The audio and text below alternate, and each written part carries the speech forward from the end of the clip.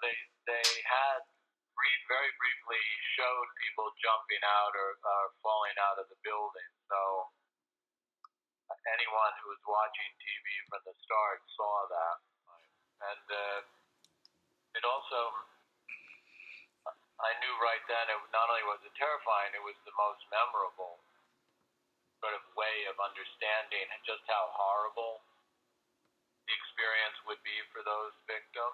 I think if it was shown for the first time in an art gallery, it wouldn't have had the same impact.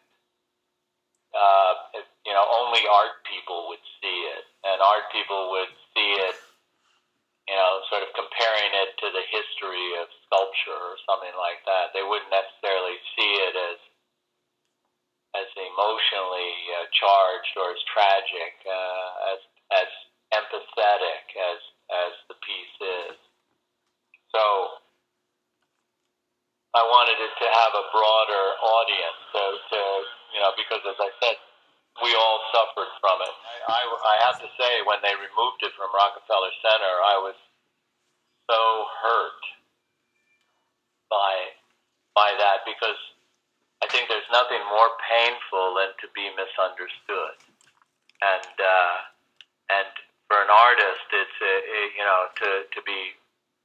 have your reason for making art called into question, for somebody claiming that my reasons were corrupt, were self-interest, were pathetic, and as opposed to seeing the sincerity of the gesture. I mean, it tore me apart. On September 11th, 2002, that was the day of the first anniversary, and within 3 days it was removed. Well, actually, after it got covered up, I decided that I would treat it like an artwork, which is traditionally, you edition bronzes. So I made an edition of 5 bronzes of the original, and they were sold to collectors. In addition to those casted in bronze, an acrylic version was made and installed at the U.S. Embassy in Ottawa in 2015.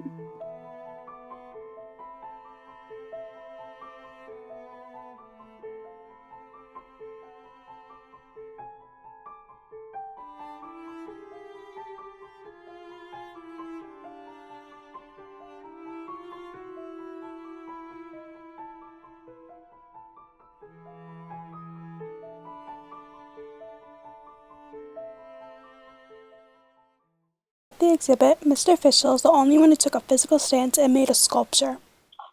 Because sculpture is more monumental, permanent, and that is part of it. It seemed like this 9/11 was such a profound historical tragedy. It required doing something that brought those aspects into it.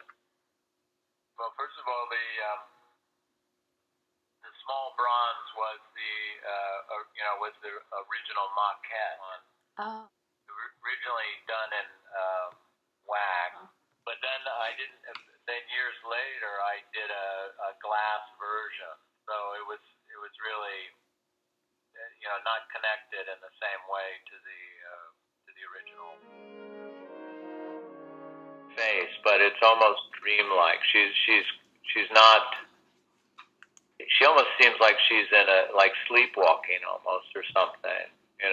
She's not terrified. She's just sort of floating in a way, and that which is contradictory to the event, the experience of the event. But I wanted that sense of it being there, the unreality of the moment.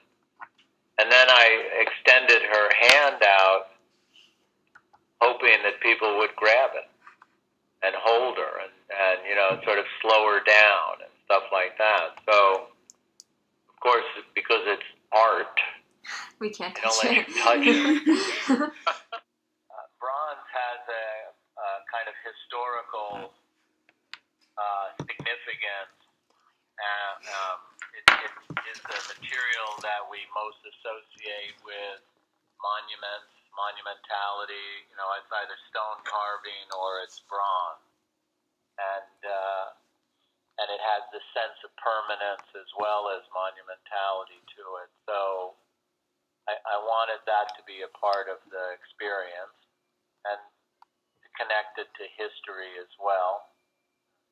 And